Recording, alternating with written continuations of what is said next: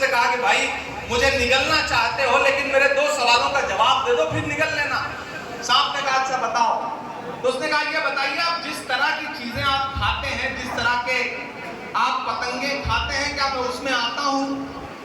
तो सांप ने कहा नहीं। तो जुगनू ने कहा सांप से ये बताइए मैंने आपका कोई नुकसान किया है?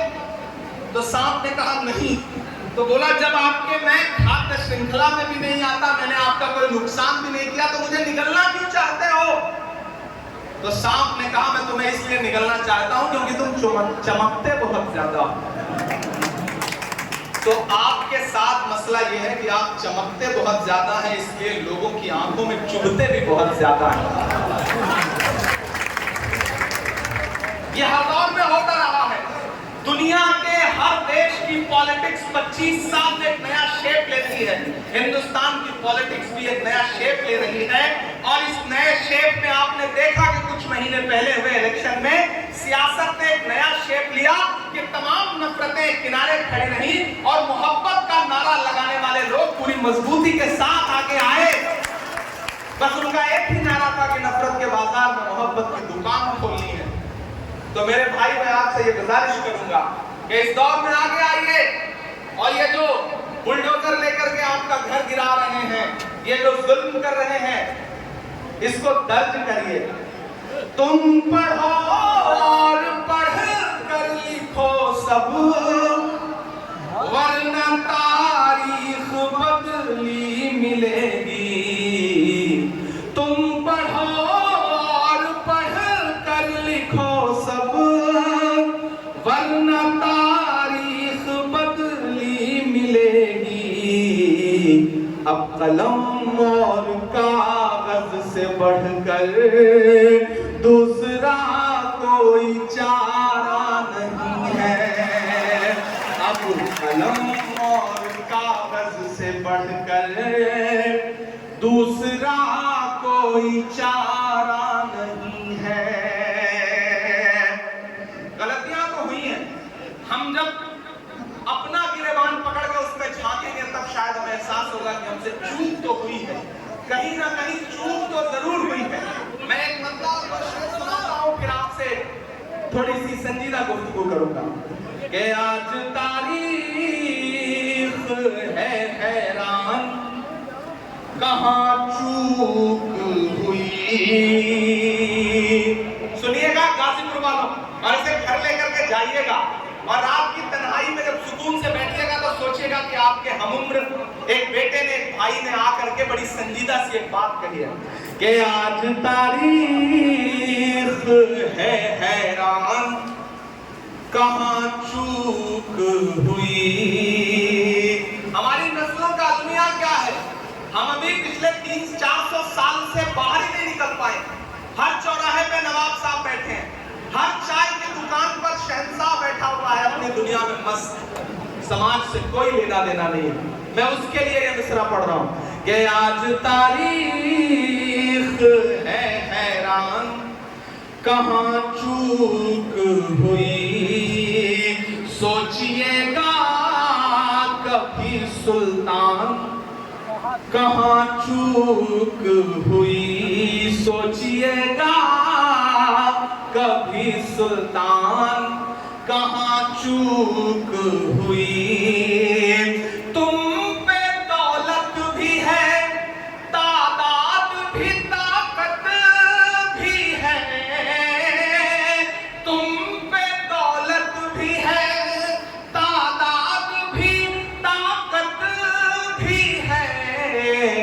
फिर भी हो बेसरो सामान, कहां चूक हुई। फिर भी हो बेसरो सामान, कहां चूक हुई। और एक बड़ा कड़वा शेर पढ़ता हूं कि हल हुआ करते थे दुनिया के मसाइल जिनसे, हल हुआ करते थे दुनिया के मसाइल जिनसे। मसला अब है मुसलमान, कहां चूक हुई। मसला अब है मुसलमान कहाँ चूक हुई। और ये जो शेर पढ़ने जा रहा हूँ, अब तक जो कुछ बोला है वो एक तराजू पर, और अब जो बोलने जा रहा हूँ वो इस एक पल्ले पर। यहाँ से वहां तक डाइस पर मौजूद हर एक शख्स, इधर जो माएं बहनें बैठी हैं, सबकी दुआएं मांगता हूँ इस शेर पर।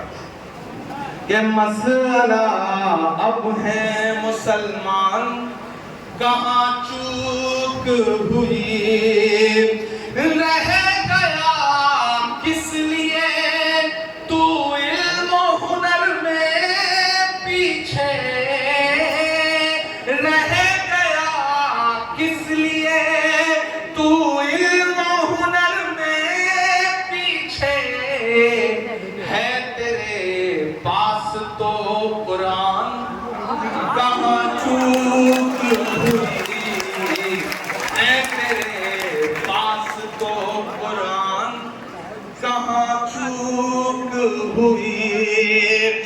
बस यही एक खराबी है मेरे अंदर भी, बस यही एक खराबी है मेरे अंदर भी, सोचता रहता हूँ इमरान कहाँ चूक हुई, सोचता रहता हूँ इमरान कहाँ चूक हुई। बहुत शुक्रिया, बहुत मोहब्बतें। एक बार जोरदार ताली बजाइए आप। मुझे पता है आप पिछले 4-5 घंटे से यहाँ बैठे हैं और मुसलसल भाषण सुन रहे हैं। गर्मी बहुत है, मैं भी पसीने से सराबोर हूँ। रमेश सोच का शेर है कि नया पाने की चाहत में पुराना छूट जाता है, तुझे अपनाऊं तो मुझसे जमाना टूट जाता है। मोहब्बत पढ़ने लिखने में बहुत आसान है, लेकिन मोहब्बत को निभाने में पसीना छूट जाता है। आप भी हमारी मोहब्बत में बैठे हैं, हम भी आपकी मोहब्बत में यहाँ खड़े हैं। मैंने कहा ना, मैं रात में शाम में लंदन से लौटा और सो भी नहीं सका था। मैं वो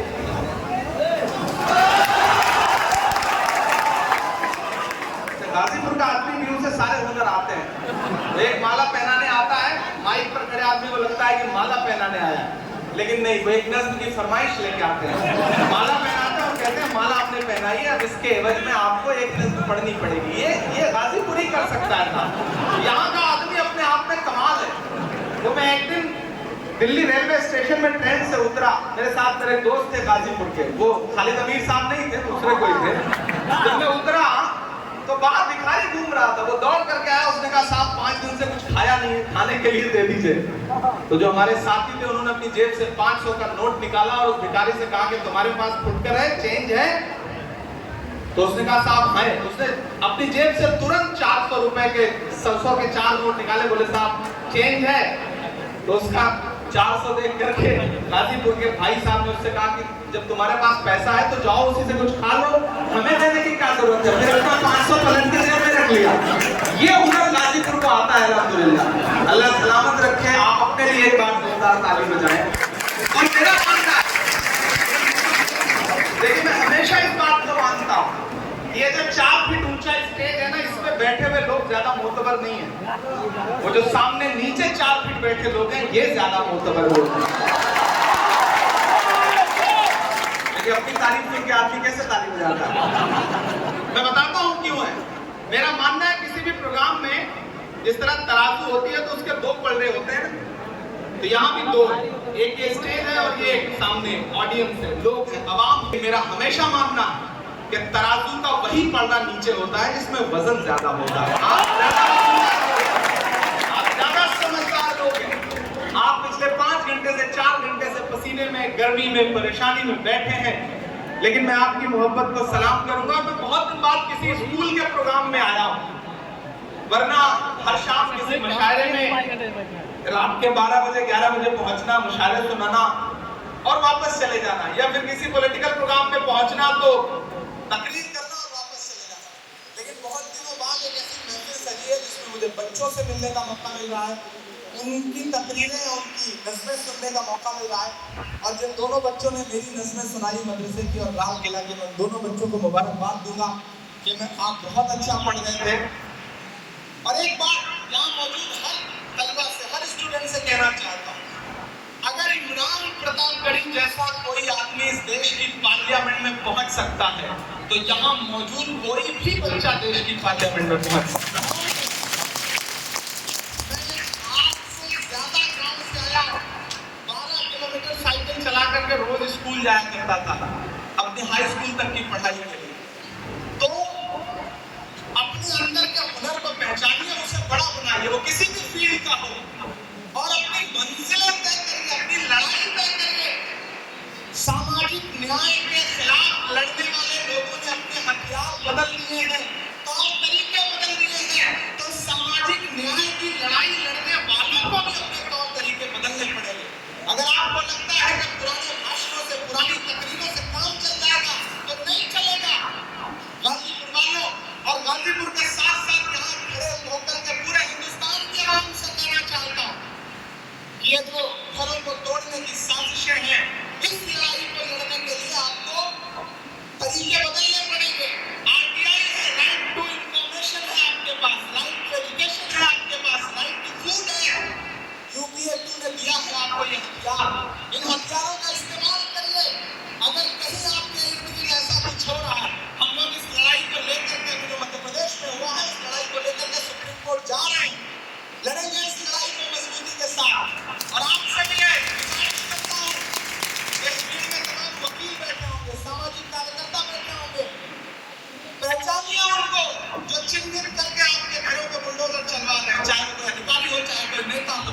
जो राइट टू इंफॉर्मेशन का अधिकार है ना आरटीआई का, उनकी भी जमीनों के लिए, उनके भी घरों के लिए, उनकी भी संपत्तियों के लिए आरटीआई लगाई है। जो कलेक्टर या जो कोई यूपीएससी से आया हुआ इंसान ये सोचता है कि किसी का भी घर कुचल करके चला जाएगा और दुनिया चुप रहेगी, तो उसके खिलाफ भी आरटीआई लगाइए। पता करिए कि उनका जो घर बना है उसका नक्शा पास है या नहीं पास है।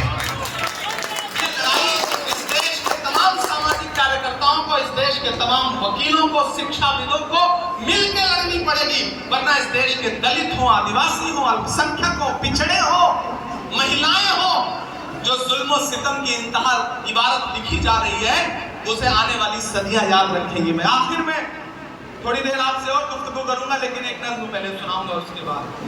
कि जख्म पर जख्म खा के निकले हैं। लोग कहते हैं इमरान बदल तो नहीं गया सियासत में जाने के बाद, लहजा नर्म तो नहीं कर लिया। एक दिन पार्लियामेंट में एक साथ 146 एमपी सस्पेंड किए गए। 146 मेंबर ऑफ पार्लियामेंट एक दिन में, पिछले इससे पहले वाले सेशन में जब सस्पेंड किए गए, तो मैं बाहर निकला तो मीडिया के साथ ही खड़े थे। जैसे ही पार्लियामेंट की चौखट से बाहर आया तो उन्होंने कहा इमरान साहब आप सारे लोग सस्पेंड हो गए। मैंने कहा ये तो तमगा है, तमगा लेके आ रहा हूँ, सस्पेंड हुआ तो कौन सा, मायूस होकर निकला हूँ। तब मैंने एक नज्म कही कि जख्म पर जख्म खा के निकले हैं, हाँ मगर मुस्कुरा के निकले हैं। मुझे लगना चाहिए कि मैं गाजीपुर में खड़ा हूँ, एमएच इंटर कॉलेज में खड़ा हूँ, मेरे सामने मेरी बुजुर्ग नस्लों के साथ साथ मेरी नई पीढ़ी भी खड़ी है, जिसके खून में बहुत जोश है, जज्बा है, हिम्मत है। कि जख्म पर जख्म खा के निकले हैं, हाँ मगर मुस्कुरा के निकले हैं। सर झुकाने का हुक्म जब आया, तैयार रहना अगले मिसरे पे, कि सर झुकाने का हुक्म जब आया और भी सर उठा के निकले हैं, नारे हक लगा के निकले हैं। थके हैं क्या? थके हैं? मुझे ऐसा लग रहा है, तो मुझे लगना चाहिए कि आप थके नहीं हैं। जख्म पे जख्म खा के निकले हैं, हाँ मगर मुस्कुरा के निकले हैं। सर झुकाने का हुक्म जब आया और भी सर उठा के निकले हैं, नारे हक लगा के निकले हैं, नारे हक लगा के निकले हैं। कि सच का नारा बुलंद करते हैं। शायर इशारे में अपनी की बात कहता है। और अगर लगे कि बात आया हो गई है तो मुझे सुन के बताना गाजीपुर वालों कि सच का नारा बुलंद करते हैं, झूठ को नापसंद करते हैं, झूठ को नापसंद करते हैं, सच का नारा बुलंद करते हैं। हाकिमे वक्त से अदावत है, हाकिमे वक्त से अदावत है, वो हमें कम पसंद करते हैं, वो हमें कम पसंद करते हैं।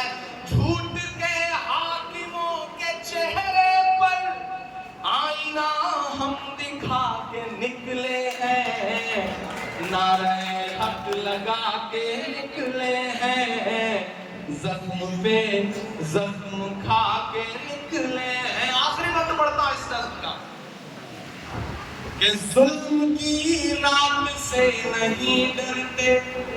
सलाम गाजीपुर आपको, बस इससे ज्यादा कुछ नहीं कहूंगा, बस सलाम करता हूँ और ये मिसरे पढ़ता हूँ कि जुल्म की रात से नहीं डरते, सख्त हालात से नहीं डरते, जुल्म की रात से नहीं डरते, सख्त हालात से नहीं डरते।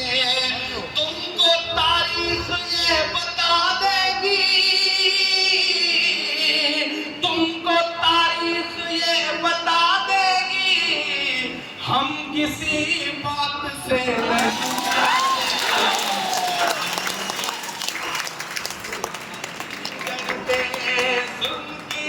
रात से नहीं डरते, सख्त हालात से नहीं डरते। तुमको तारीख ये बता देगी, हम किसी बात से नहीं डरते। हम तो निकले हैं मुस्कुराते हुए और वो दिल मिला के निकले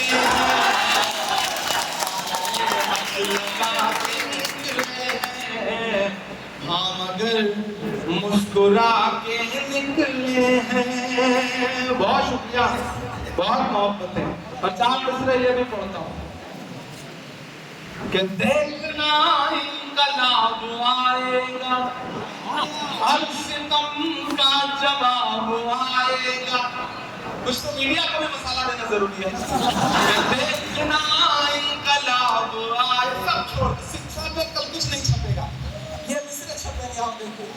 देखना इनकलाब आएगा, हर सितम का जवाब आएगा, अच्छे का किए थे जो वादा, अच्छे थे जो वादा, उनका दिन भी खराब आएगा।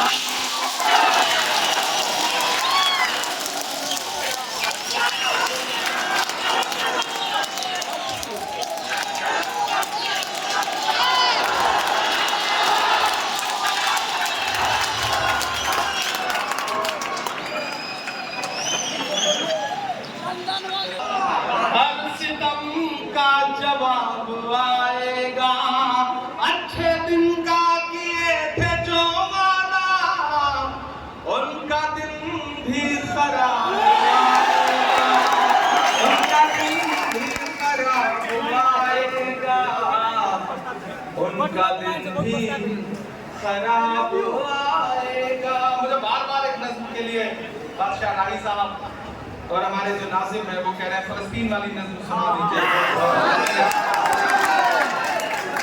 मुझे लगता है कि जब आप सामाजिक न्याय की बात करते हैं तो भारत तो ऐसा देश है जहां वसुधैव कुटुंबकम की बात की जाती है।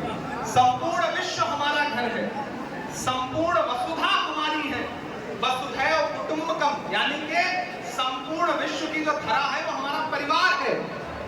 ऐसे में मैं एक नज़्म सुना देता हूं, फिर उसके बाद आपसे सामाजिक न्याय के इस विषय पर आपसे बातचीत करूंगा।